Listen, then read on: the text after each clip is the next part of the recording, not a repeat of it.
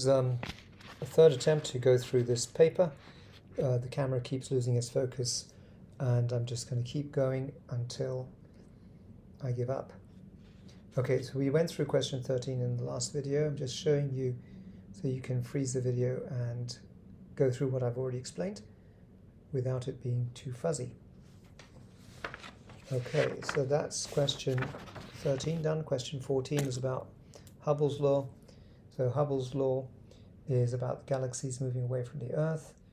The state how astronomers knew that galaxies moving away from the Earth were light from their emission spectra, from the galaxies were redshifted. In other words, towards the longer end of the wavelengths, towards the red end of the spectrum. And that's how you know they're moving away from you. If they're moving towards you, they'll be blue shifted.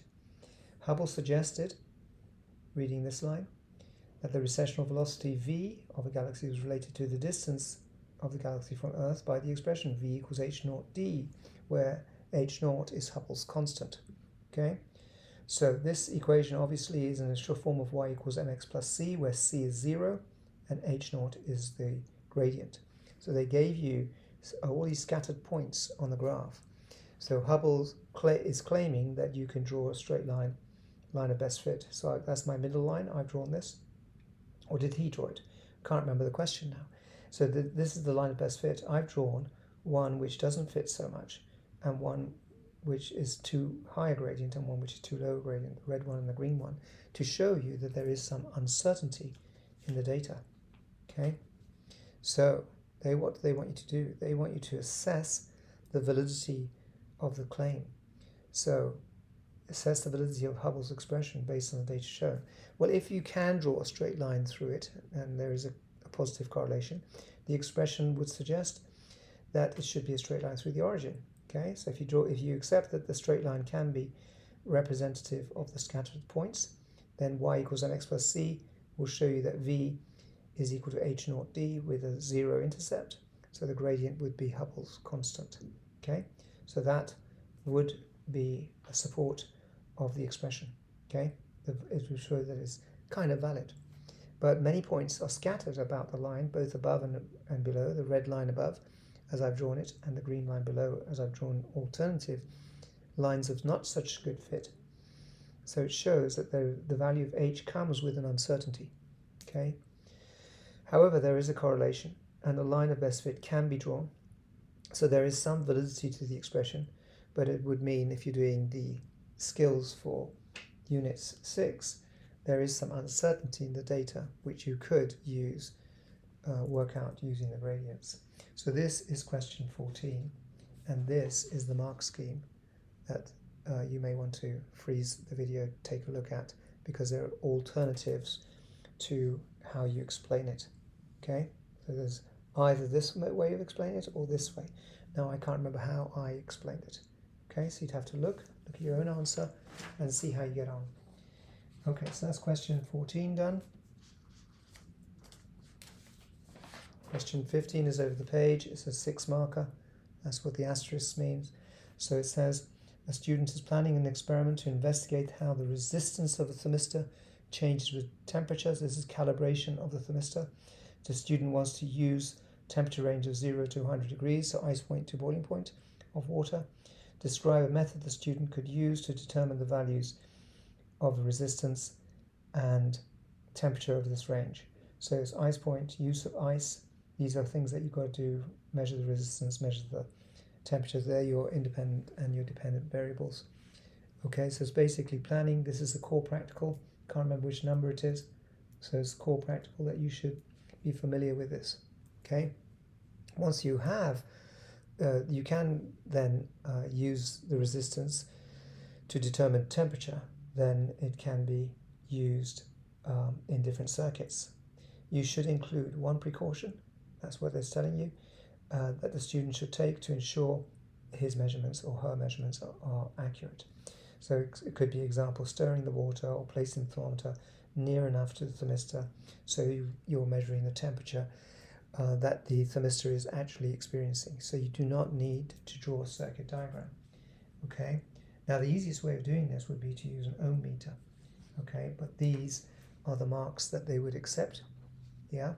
and then based on the quality of your answers, they will decide how many marks to give you. So these are the points you've got to go through.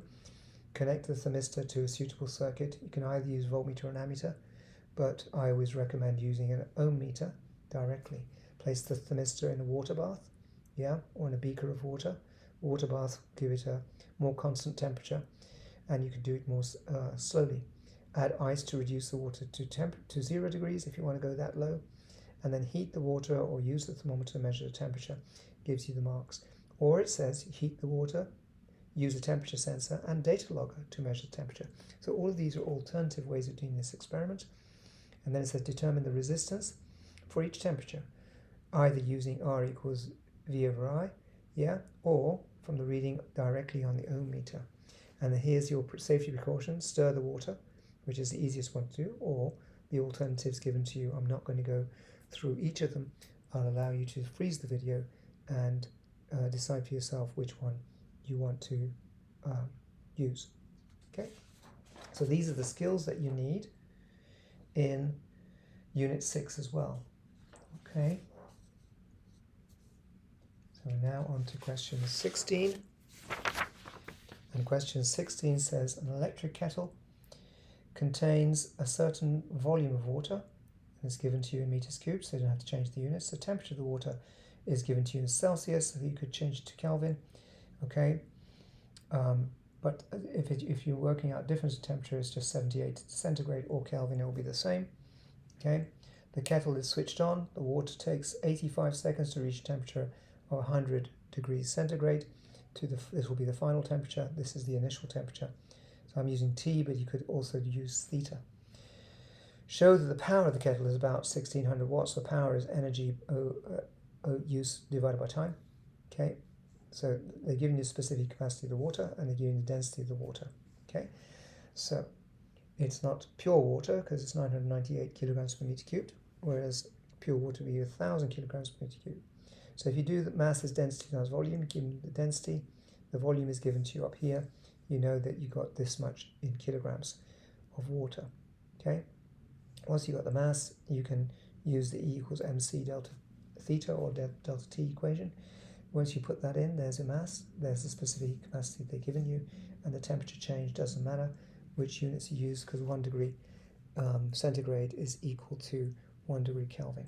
Okay, looks like the focus has gone again, but you could have stopped the video and go through it. I'm going to continue with this question. And then, so once you do that, you get a value of 1.386 times 10 to the 5 joules.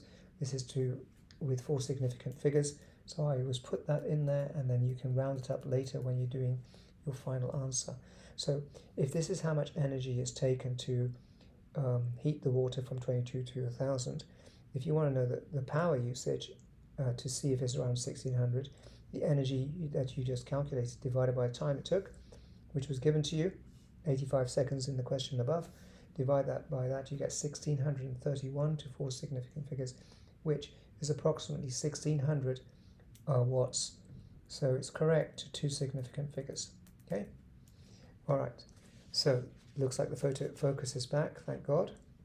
Part B, the water boils at 100 degrees centigrade. Calculate the time taken for 75% of the water to boil away. Okay, so the specific heat, latent heat of vaporization of water is given to you, so that's in joules per kilogram. So you're using E equals ml. We know how much energy you're getting will be equal to the power that you're using. So if you put the approximate value, it would be 1600, or you can put the accurate value. I've put the accurate value in to work out the time. So we can equate the energy using power times time is equal to ml. So I've put PT instead of E, and 75% of the mass would boil away would be 75% of the original water that we had, which was 424 grams, or 0.424 kilograms, multiplied by the energy required per kilogram, and you'll get the time would take about 440.6 seconds. So you could say 440 or 441, perhaps it would be. So it depends which value you use, and they will give you leeway into how you do it. Depends if you use the approximate value or the accurate value. Okay. Question 17, first part, is about a dwarf planet. Dwarf planet has a funny name, Make, okay, is a dwarf planet in the solar system. Has a mass as given, 10 to the 21 kilograms. Remember, Earth is about 10 to the 24 kilograms, so it's 1,000 times less massive, and it has a radius of 715 kilometers. Remember, you've got to change that into meters. Calculate the gravitational field strength. Well, the gravitational field strength is given to you with this equation. You know G and the data. Mass is what they've given us, so it's a very simple plugging in of the numbers and getting the right answer and making sure that you didn't leave the distance in kilometers. You must change it to SI units. To 3 significant figures is 0.404, and to 2 significant figures it's 0.40 newtons per kilogram. Don't forget the units. So that's 17 part A. 17 part B, it says the average distance of the dwarf planet Make from the Sun is similar to the average distance of the dwarf planet Pluto from the Sun. So maybe they're talking about Pluto. So I put values in there, yes, for Pluto and Make.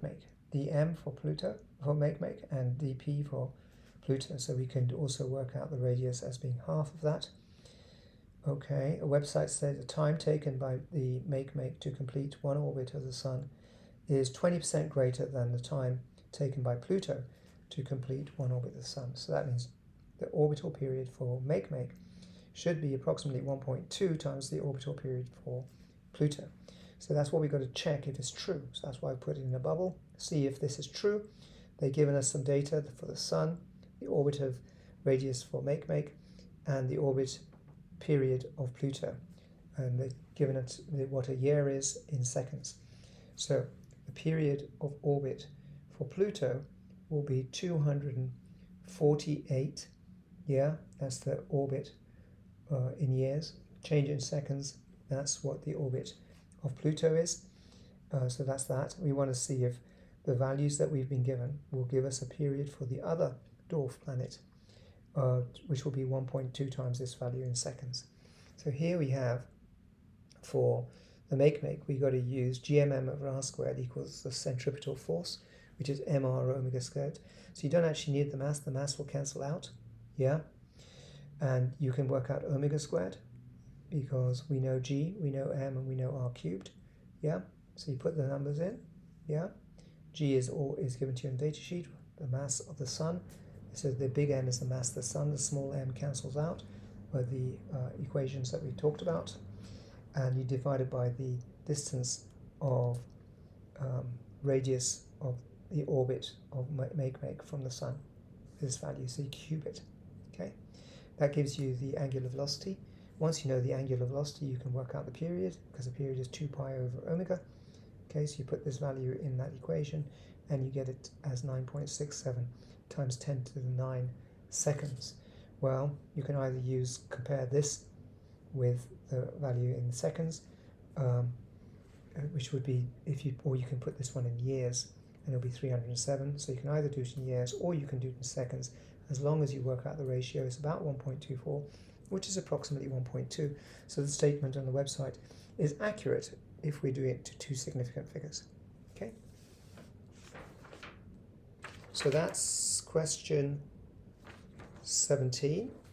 Question 18 is about an asteroid. The asteroid 2 at 2023 comes close to the Earth. The closest distance the asteroid from the surface of the Earth was 3,590 kilometers. So that's D as the closest distance. I put it as capital D. Calculate the force between the asteroid and the Earth, at the closest distance, so at this distance. You may assume that the asteroid is a sphere. Okay, so the maximum force is this Newton's law of gravitation, where the big mass and the small mass divided by this distance between them. So the radius, the separation would be the radius of the Earth plus the distance from the surface of the Earth. So I told you it's from the surface, so you've got to add the d to the radius of the Earth in your calculations. Okay, when you do that, here initially you've got to work out using density, because they've given you the density and the diameter. So you've got to use the equation for density to find the mass of the asteroid. So once you do that, the volume is 4/3 pi r cubed. If you do it correctly, I must have made a mistake when I first did it. When you do that, you'll get the volume as being that, which you can then work out. So the diameter divided by 2 is a radius, so it's 4/3 pi r cubed. You get the volume, and you have the density here. Multiply them, you get the mass. So there's the small mass, and here is Earth's mass, 5.98 times 10 to the 24. So you multiply the two masses by each other in the equation that we're using, Newton's law of gravitation, adding the radius of the Earth to the distance of closest approach, which is 3,590. Pardon my, I think I must have been writing the numbers out the wrong way, 3,590 times 10 to the 3. When you add them, you've got to square them all, you'll get a value of 7.39 to 3 significant figures times 10 to the 5. Again, I put it to 2 significant figures, which seems to be the habit of the examiner in this particular examination series. Then part B says calculate the change in gravitational potential energy of the asteroid if it had fallen to the surface of the Earth from that height initially of 3,590 is distance of closest approach. So to do that, you've got to assume the mass of the asteroid remains constant. So in other words, we're not talking about burning up as it enters the atmosphere, because that would make it more complicated. So this is the equation we've got to use: the potential energy, the potential of at each distance. So, and then the potential energy would be this equation multiplied by the mass of the asteroid, because remember, potential energy is gm over r. But when you're working out the change in the potential energy, you want the final potential energy minus the initial one. Okay, so the initial one was at RE plus D, and the initial one would be at the radius of the Earth. So final one will be at the surface of the Earth, and initially it was distance away from it. Okay, so in other words, the energy gravitationally, potential energy gravitationally, is mass times the potential gravitationally. So you can write it as gmm over r. Yeah, so that's where it's come from. So I've taken gmm out and then done 1 over r, the final value, which is at the Earth's radius, and then taken away the value at the starting distance. So if you do all that, you'll notice that this minus and this minus becomes a plus. Yeah. So once you do that, and you do all the correct mathematics, so here's the constant outside the brackets. I put it on a different line, just so much data to do. So all of this is equal to this. And once you get it the right way, if you can do the algebra, I haven't left enough space. I probably should have written it out a bit more neatly for you, but I apologize. Hopefully you can work through it. It will give you a value of 4.14 times 10 to the 12. Now, because I've not written it as clearly as I normally would, let me show you the mark scheme for this question. So you can see 18b, 18a we did before. Yeah, 18b is what we just went for. Yeah, so they done it in a similar way. Yeah, and it explains it, and then the part C, which we're coming onto, is at the bottom of the page, so I'll put it on there. I think that's when it's actually being burnt up as it enters the atmosphere. The next question goes into that part of the thinking. Okay, so obviously when it's going into the atmosphere, it will burn up. Yeah, so it says explain why the mass of the asteroid would not remain constant as it fell to the surface. Well, it would burn up. 1 mark for saying that. Why? Explain why. So you've got to say it would burn up because the drag forces due to friction causes heating or work done on the asteroid by the frictional forces. So you get 1 for saying that, 1 for explaining it. Okay, that's question 18. Question 19. In 2023, it says a small capsule of cesium-137 was lost when being transported from a mine in Western Australia. The activity of cesium in the capsule was 19 gigabecquerels, so that's 10 to the power of 9. Becquerel means per second.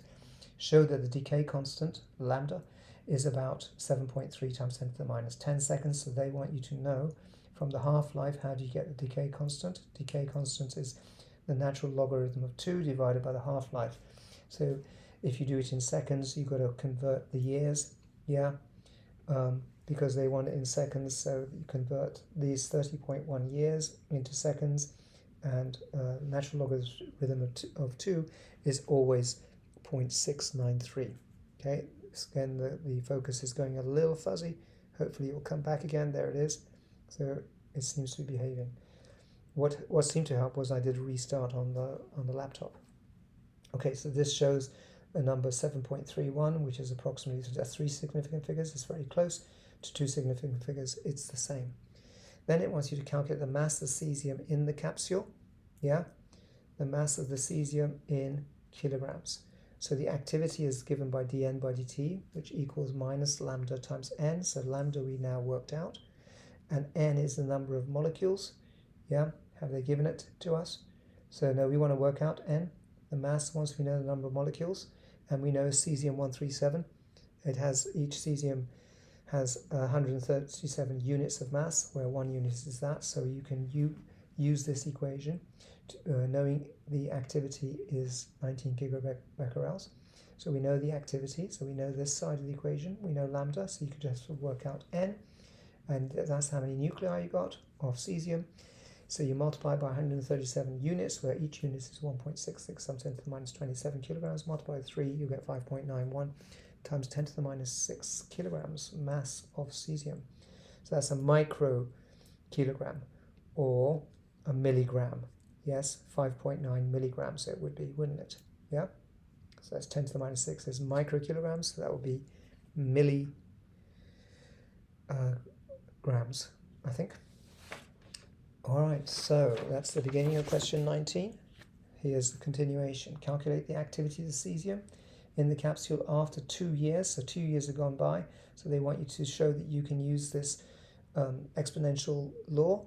A equals initial activity. So the activity after 2 years will be equal to e to the minus lambda t, where we know the activity initially was that. We want to work out A, we know A naught, we know E, we know lambda, and we know T. So put the T in seconds, you'll come up with the activity after 2 years as 1.81. Now before 18.1 so 1.81 times 10 to the 10, which is 18.1 gigabecquerels.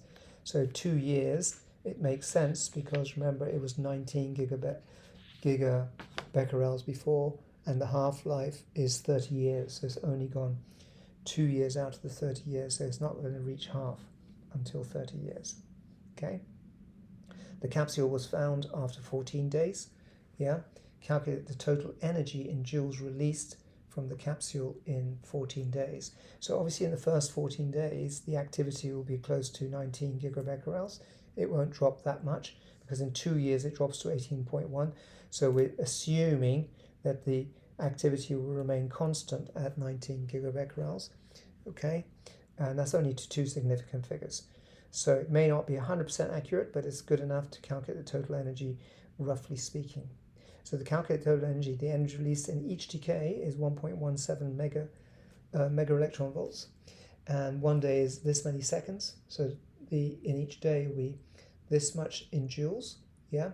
So this much in each day, mega, multiplied by this to put it into joules, okay? So 1.6 times 10 to the minus 19, okay? So it's just converting it from mega electron volts into joules, okay? That's how much in 1 day. But we want 14 days, so the total energy released will be activity times time. So time was 14 days. For 14 days, you have to change it into seconds, so you multiply that by 86,400. And the energy per day in joules is the value here. I haven't calculated, just put it in there. When you put in your calculator, you will get a value of 4.30 times 10 to the 3 to 3 significant figures. And if you round it up, you can show that that's 4.3 to 2 significant figures. And that's 19b. Yes, they do tend to round it up to 2 significant figures usually in this exam. Okay, question 20. Of 150 gram mass was hung, as shown, from the spring. The spring extended by this much. So you can work out the stiffness of the spring, yeah, because you know the mass, therefore you know the weight, therefore you know the extension, and remember Hooke's law, F equals kx, okay, where x is the amount it's extended by. Remember, you change the centimeters to meters, you change the grams to kilograms, and I had students who forget to do that even when they're in year 13. So the mass was displaced vertically downwards, presumably, by 3 centimeters, 3.0, from its equilibrium position, and then released, so it's going to oscillate up and down, yeah, vertically. Explain why the motion of the mass was simple harmonic motion. So that usually they want to see that you know the definition. The resultant force is always proportional to the displacement from the equilibrium position for simple harmonic motion. So if it is, and that's what can be measured, and always acting towards the center of the oscillation, which is the equilibrium position. Okay, for the acceleration, it's that. So therefore, for the force, you just multiply it by mass, because F equals ma. Okay, so that's the definition of simple harmonic motion. That's how you can check it. Then they want you to calculate the maximum velocity of the oscillating mass, given the information we've been given. So the Vmax is A times omega, because sine omega t at the maximum value will be maximum sine value, which will be 1. So the maximum value is when the amplitude times the angular velocity is multiplied together. But what is the angular velocity? Is omega is equal to 2 pi over t. Okay, so we know that the amplitude is given to us, yeah, from the question above, 3.0 centimeters. You've got to change the amplitude into meters. And we know that t equals 2 pi m over k, square root of m over k. We need to find k to find it. Now remember I told you at the top, you can find k because we know that the 150 grams was stretching it by 7.5 centimeters if you go back to the top. Once you do that, the weight, mg, 150 grams, you've got to multiply by 9.81 to find k. We know x, 7.5 centimeters. Change the subject to make k the value. Now we only need to know, we know the direction is just as restoring force, so to find out the value of k is all we need to be able to plug it into the equation for an oscillating spring mass system.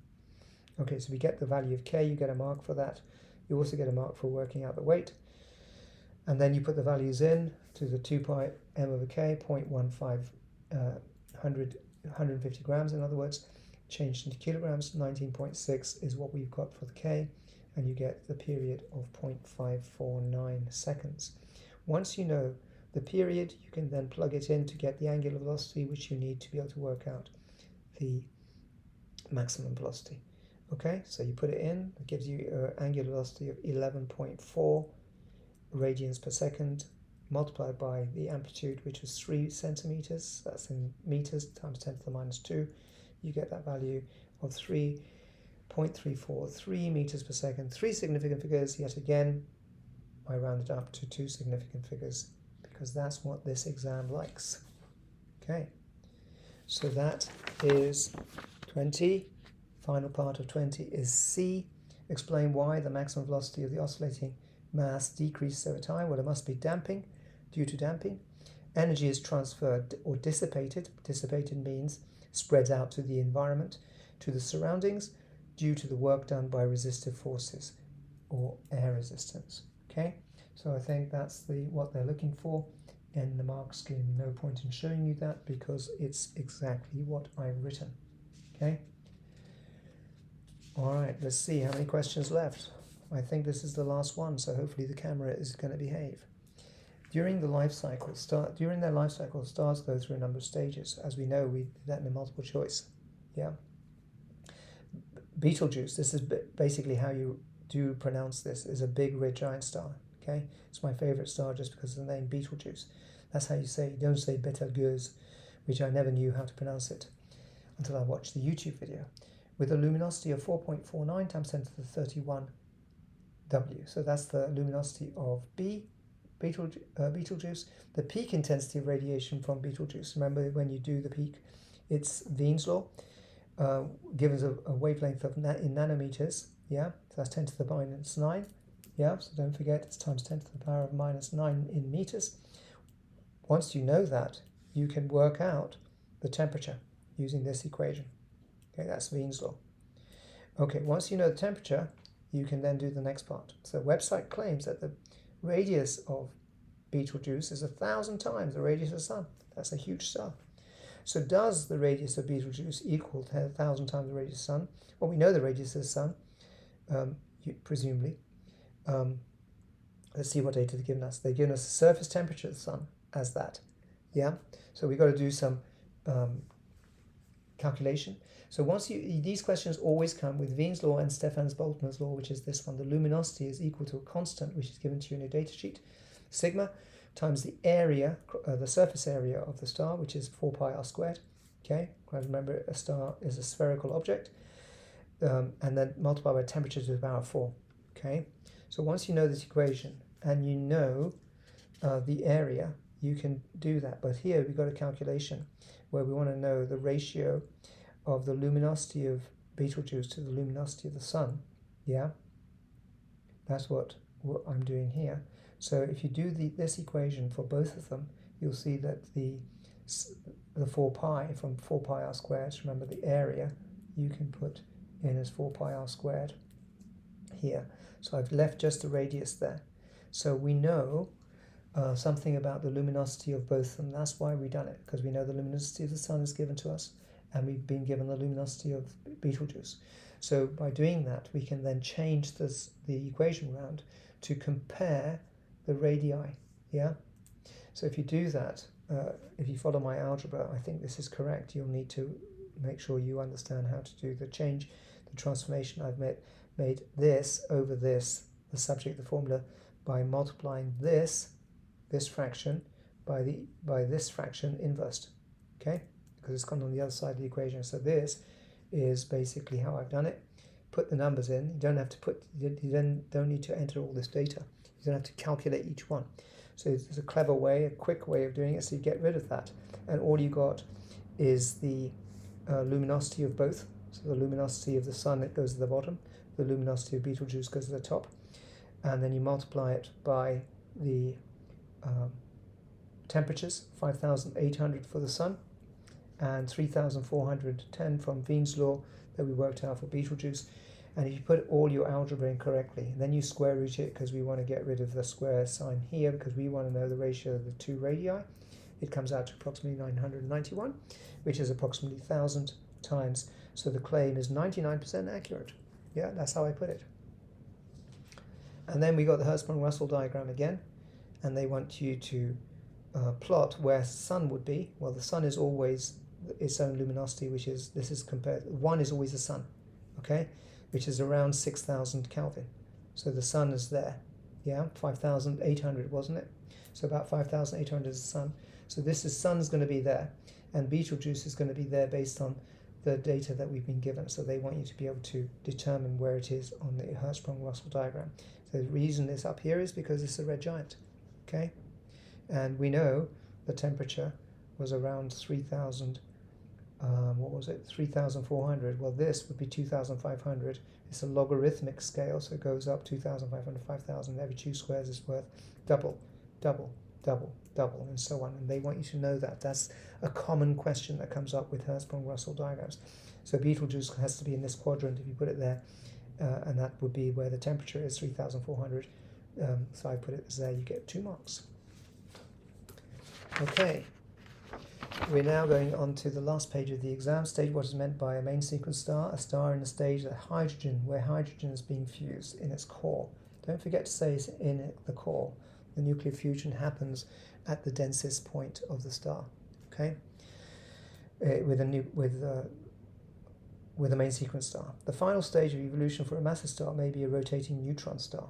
Okay, one neutron star rotates with a period of 33.5 milliseconds. So don't forget that's 10 to the minus 3 seconds. So I always do this when I'm reading through it, so make sure I don't make any mistakes, silly mistakes to lose the marks. As this star rotates, one side of the star moves towards the Earth, obviously because it's rotating, while the other side of the star moves away from the Earth. This causes a range of wavelengths. Remember, the one that's moving towards it will be blue shifted, and the side that's moving away from us could be red shifted, okay?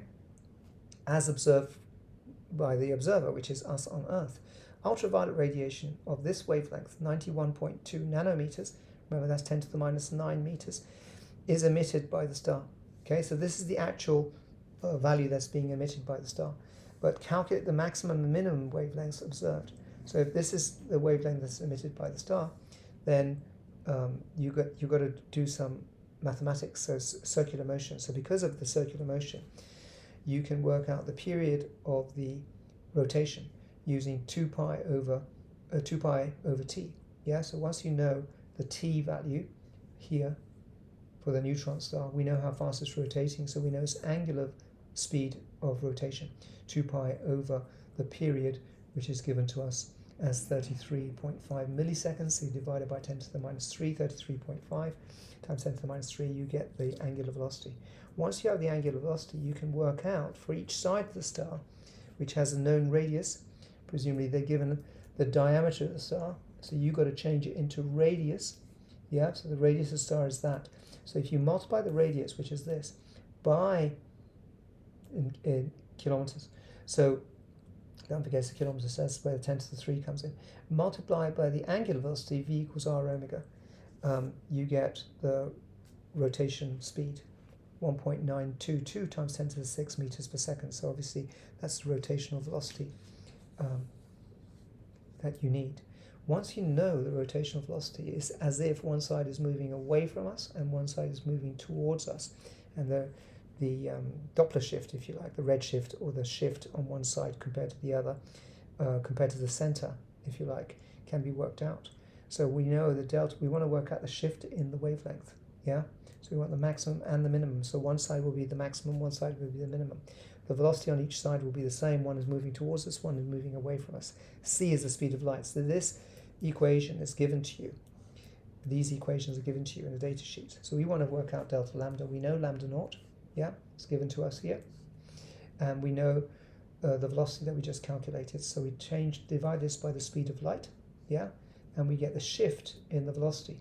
So it's about 58 nanometers, yeah, 5.84 times 10 to the minus 10 meters. So you then add this to the center of the sun, what the center of the star that's been giving off this wavelength. So the maximum will be lambda naught plus the lambda, the change, the difference in the wavelength. So one will be the maximum, 91.8 nanometers, and the minimum will be if you take away the shift in the velocity. Okay, so one you add, one you take away, and you get a range, maximum to minimum wavelength observed.